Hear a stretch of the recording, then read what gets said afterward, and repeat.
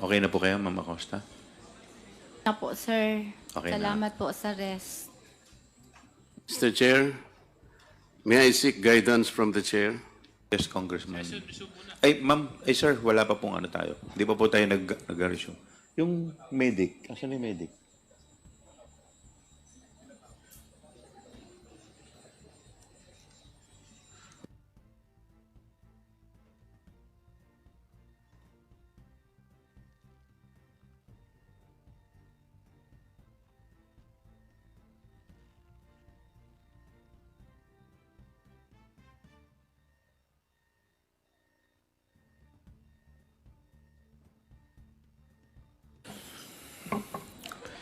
Hearing resumes. Congressman Marcoleta, you're recognized. Thank you, Mr. Chair. I know that our rules of procedure in aid of legislation includes suppletorily the use of the rules of court. Under the rules of court, Your Honor, which are the rules being used in the courts of law, hypothetical questions are not allowed to be asked. Are we supposed to insist on asking hypothetical questions? Could you please be specific, Congressman Marcoleta? It's very specific, Mr. Chair. The witness is being asked hypothetical questions. These are disallowed in the courts of law. If you're using the rules of court suppletorily, what is the purpose of asking hypothetical questions? Under our internal rules, the rules of procedure governing the proceedings before the Committee on Good Government under Section 16, it provides that rules of procedure and evidence in any meeting of the committee, the rules of evidence prevailing in courts of law or equity shall not be controlling, and the committee shall use every and all reasonable means to ascertain the facts in each case speedily and objectively without regard to technicality of law or procedure. Yes, Mr. Chair, we're talking of facts. Only in the We're not intent. talking about hypothetical situations here. We're not supposed to be getting facts out of speculations. We cannot speculate on the questions that should be asked and answered. This will not benefit the committee, Mr. Chair. Thank you very much. Thank you. Noted, Congressman Marcoleta. Please Mr. Chair. continue with the... Mr. Chair. Hindi, Congressman dagdag lang po na Manuel. response, Mr. Chair, since always po ini-invoke na kung ano yung dapat na conduct ng committee, ano yung bounds ng mga discussions natin. Mr. Chair, again, ang ginagawa po natin ay in aid of legislation at hindi po tayo makakagawa ng mga batas, hindi natin maaral yung pwedeng maging mga batas kung hindi natin pag-uusapan yung mga posibleng scenarios kahit hindi pa nangyayari, Mr. Chair. We can't have good laws kung hindi natin pag-uusapan paano yan pwedeng ipatupad, paano yan pwedeng maabuso, which means yung nagiging line of questioning na ating colleagues are essential to the conduct of our proceedings sa komite. Ilang, Mr. Chair. Thank you. Mr. Chair, this is the problem of non-lawyers. They insist on something that should not be done. Noted, Thank you. Congressman Marcoleta. Mr. Chair, Yes, Madam Vice President. can I answer as head of agency of the Ano po, Office of the Madam? Vice President? Can I answer as head of the agency of the Office of the Vice President as well With respect to the... to the comment manifestation of Congressman Marcoleta, sir? No, you are not allowed. Please continue, Congresswoman Luisto. Ms. Acosta, ano po ba ang nararamdaman nyo? Of course, I'm concerned about you. Ano po yon? Nanginginig po, ma'am. Bakit po kayo nanginginig? Bukod po sa nanginginig, ano pong nararamdaman nyo? Hindi naman po ako sumisigaw. Kasi po, wala po talaga akong alam kung sino po yun, si Kukoy Villamin, si Grace Piatos po. Kasi po, si Sir La Chica po ang nasa ground po. Siya po ang nagpipipirma. Nag-base na lang po ako sa sinaol, sa binalik niya sa akin Na acknowledgement receipt po, ma'am. Pero ma'am, I hope you acknowledge na yun pong sinasabi niyong ginawa ni Colonel Lachica. Yun po'y trabaho niyo as a special disbursing officer. Yes, ma'am. Pero may utos po ang aking boss, ma'am, na i-release ko po kay Sir Lachica, ma'am. I heard you, ma'am. Yes, ma'am. We will just proceed with the question. Tell me pag hindi nyo na po kaya, I will stop. Ano po? You just answer from what you believe is true to yourself. Yes, ma'am. Punta po tayo kay Kokoy Villamin. Do you know this person? Wala po talaga akong alam, ma'am. Wala po kayong alam. Yes po, ma'am. Surname Villamin. May kilala po ba kay sa Davao na Villamin? Wala po akong alam, ma'am. Wala po akong kilala, ma'am. Okay. So you cannot answer with respect to the identity of this Kokoy Villamin. Mr. Chair, do we have the NBI here as well as the PSA? They are not yet here. Not yet here. But I believe that We have submitted the acknowledgement receipt. In process daw po. okay. Ms. Acosta, do you confirm that the 125 million for the last quarter of 2022 was utilized from December 21 to December 31 as stated in the records? Yes, ma'am. Based po sa binigay sa akin ni Sir Lachica Okay. na accomplishment report at saka acknowledgement receipt po. Ms. Acosta, this is 125 million spent in, I believe, 10 days nga po ito eh. Hindi 11 days. Kasi under the law, when we count, we exclude the first, we include the last. So if we count from December 21 to December 31, this will be equivalent to 10 days. Tanggalin po natin yung sinasabi ni Chairman Acop na holiday, 3 days, in other words, 7 araw na lang po.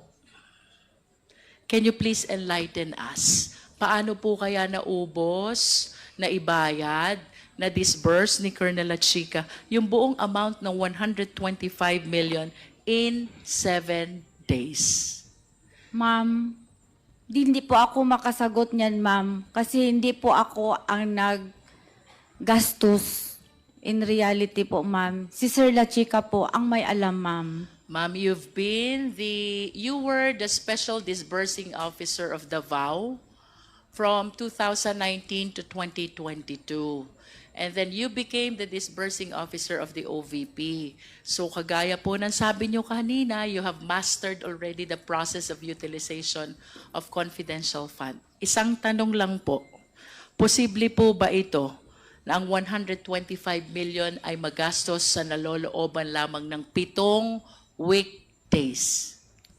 Hindi ko po alam, ma'am. Kasi hindi po ako ang personal gastos Ms. po sa Acosta, pera, ma'am. the question is based on your experience as SDO. Sabi niyo po kanina, 3 years kayong naging SDO ng Confidential Fund in Davao City. You even said you have mastered already the process of utilization. Ayon po ba sa karanasan ninyong yun po bang 125 million? Kaya po bang gastusin yun sa loob ng 7 weekdays, araw na may pasok lamang? Base po sa inyong karanasan, kaya po o hindi? Hindi ko yan masagot, ma'am. Kasi hindi po ako ang nag-disburse na 125 million, ma'am. Si Sir Lachica po, ma'am. Ms. Acosta, our question is based on your experience. Hindi po ganun ang confidential fund sa Davao, ma'am. Hindi po ganun kalaki, ma'am. In other words, ayon po sa inyong karanasan bilang confidential fund ng Davao 2019 to 2022, hindi kaya gastusin ang 125 million in 7 days. Tama po ba?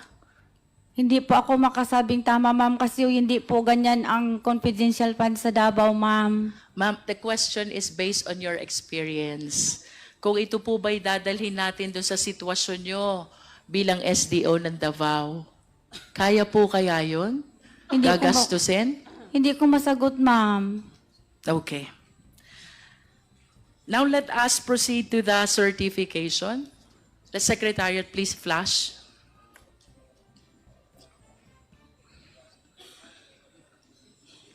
May we know, Ms. Acosta, who prepared the certification? Secretariat, please flash the document.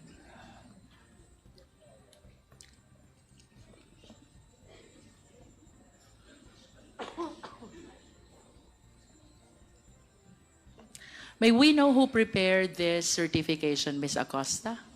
Ako po, ma'am. Kayo po. You confirm the authorship of the signature above the name Gina F. Acosta sa inyo pong perma ito? Yes po, ma'am. Yes. And the document says, on the first paragraph, we certify that the amount of 125 million was incurred in connection with safe implementation of OVP initiatives and confidence building. Ms. Acosta, ano po ba yung confidence building? Yan po yung isa po yun sa programa ng OBP na kung paano po ma-implement ang isang programa na maayos po at safety po. Yun po ba ang ibig sabihin ng confidence building? Yan po ang pagkaalam ko, ma'am. Can you explain further? Pag sinabi po bang confidence building, ano po bang ibig sabihin nun? Is it synonymous to confidential activities? Pares po ba iyon? Pwede po mag-ask ako sa aking lawyer, ma'am. Yes po.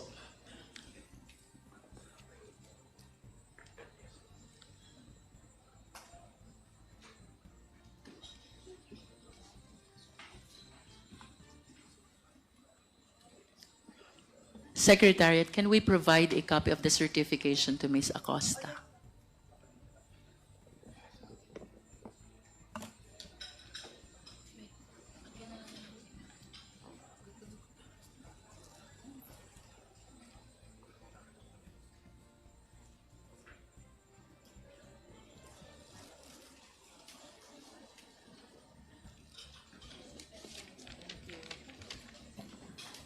One minute suspension is declared by the chair. Committee hearing resumes. We excuse Gina Acosta para po ma-check po siya I ng understand, mas Mr. maigi Chair. sa clinic. Yes. Can I have few questions only for Mr. Ortonio? Yes, please continue. Mr. Ortonio, would you confirm kung may vault nga sa OVP, specifically in the extension office of Ms. Acosta? Okay, good afternoon, everyone. Mr. Chair, Yes, maybe you are before- recognized, Mr. Ortonio. Thank you, sir. Maybe before I answer the question of Honorable Luistro, would it be possible if I can provide an explanation first on my absence last week?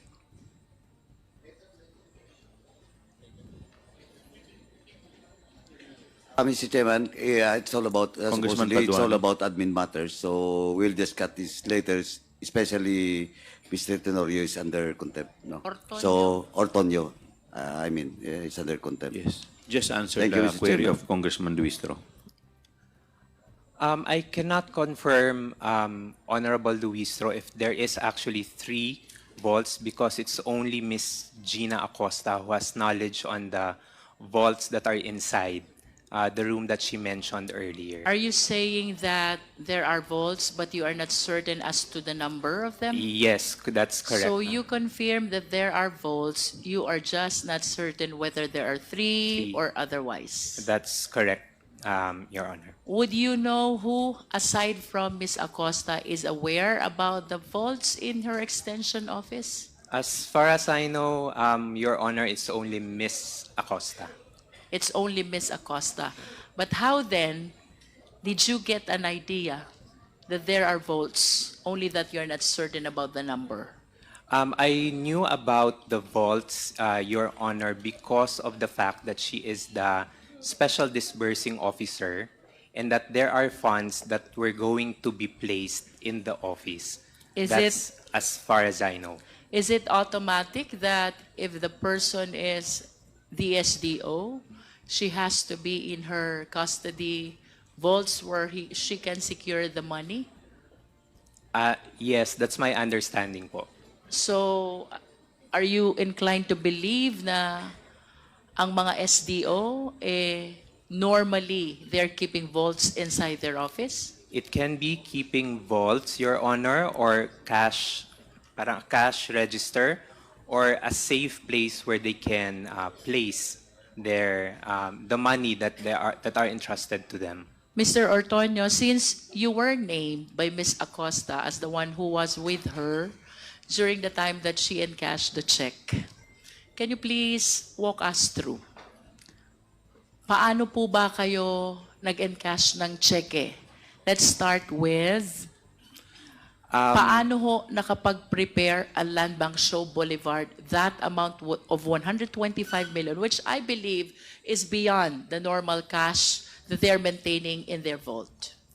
Based on the information that I know of, first is that the cash division informs Ms. Acosta that the check is already available and that it's ready for encashment. Who heads the cash division? At that time, it's Ms. Carmelita Warren po. Carmelita Warren. Okay. Please proceed. Yes, after the information to Ms. Gina Acosta that there's already a check and ready for encashment, at that time, nung first time that she withdrew the money, she messaged me. She approached me, sorry. She approached me and then asked if I can accompany her. And then, How many times have you accompanied Ms. Acosta? as far as I can remember, in all of the withdrawals that she have, the times that she withdrew money from the bank. So since she is an SDO for confidential fund, you're referring to the withdrawals of confidential fund. Yes, that's correct, Your Honor. Would it be correct to say that for the OVP, 4 na beses mo siya sinamahan?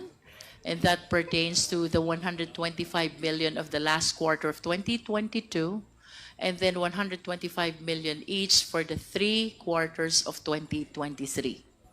Yes, that's correct, Your Honor, as far as I can remember. And would you confirm kung itong 4 na checking ito, lahat sa Land Bank Show Boulevard na in cash? Yes, that's correct, Your Honor. Okay, let's go back to December 20, 2022.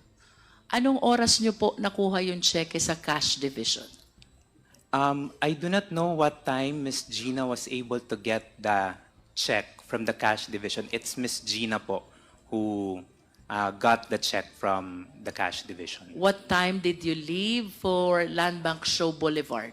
If I can remember it right, during that occasion, we left the office in time that when we arrived at Land Bank, parang towards the end of the banking hours already. So maybe So around that 3 is o'clock. 3 o'clock. Around 3 o'clock. 3 o'clock. And how long did it take before the bank teller was able to encash the 125 million?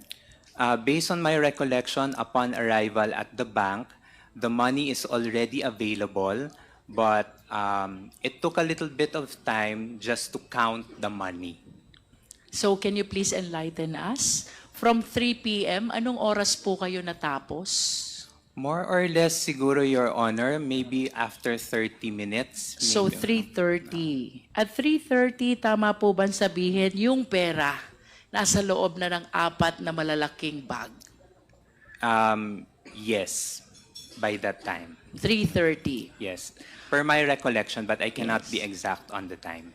Mr. Ortonio, I believe that may we know where the OVP's office is? It's in Mandaluyong po. Mandaluyong. How close is this to Shaw Boulevard? Shaw Boulevard, Land Bank Shaw Boulevard to the office, around 20 minutes. So probably. 20 minutes? Yes. So tama yung sinasabi ni Ms. Acosta that around 4 p.m. they've arrived already at the office Office. That's correct. and she placed all the money inside her extension office. Balikan po natin yun sa bangko. There are contradictory statements po. Ang sabi po ni Ms. Acosta, tinulungan po sila ng mga security guard magkarga ng 4 na bags sa inyong 2 sasakyan.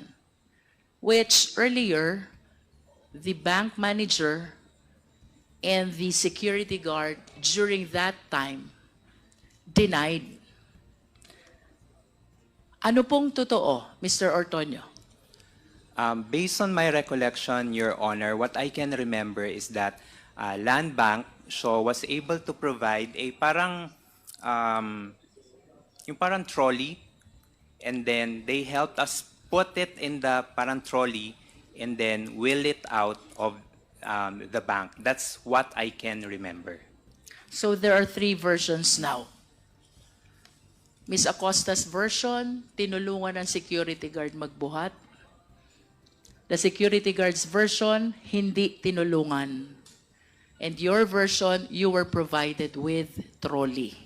That's what I can remember. Assuming, Mr. Ortonio, that there is really a trolley, sino pong nagbuhat papunta sa trolley? Again, as I can remember, it's coming from Land Bank po. That's what I can So- remember. You are saying that there were people from Land Bank who helped you put all these bags on the trolley? That's what I can remember. And then what did they do with the trolley?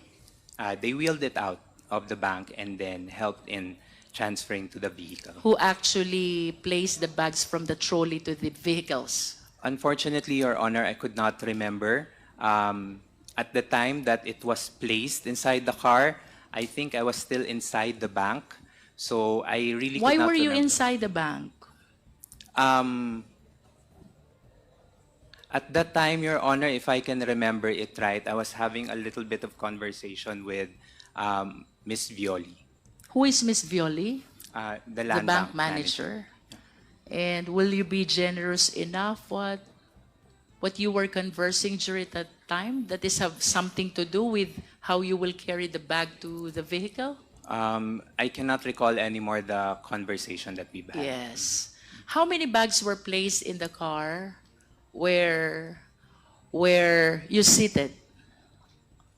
All 4 bags were placed inside the car that I rode in. Is that so? Yes, that's correct. That's another contradiction to the statement of Ms. Acosta. Your Honor, if I may, if my memory serves me right, Miss Gina wasn't able to mention where the bags were placed. No. What she said, kung ma-hold up yung isa, may tira pang isa. Which leads me to one conclusion, that the 4 bags were parted between the 2 vehicles. Otherwise, she will not be saying na may matitira pang isa kung sakaling ma-hold up yung isa.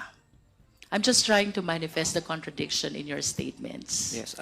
But I don't mind really if that's what you recall. Yes.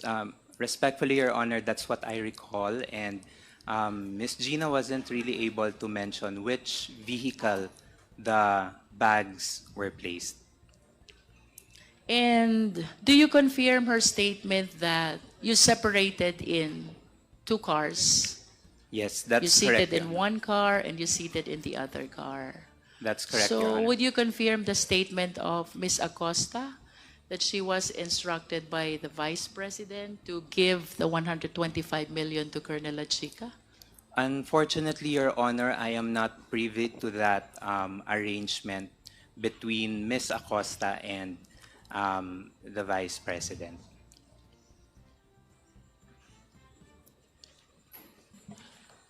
One minute recess declared. Mr. Chair, Gina Acosta was rushed to the emergency room, so may I ask permission to join her, leave the hearing and assist my colleague in the Office of the Vice President. Okay, I'll join you in the next hearing. Thank you.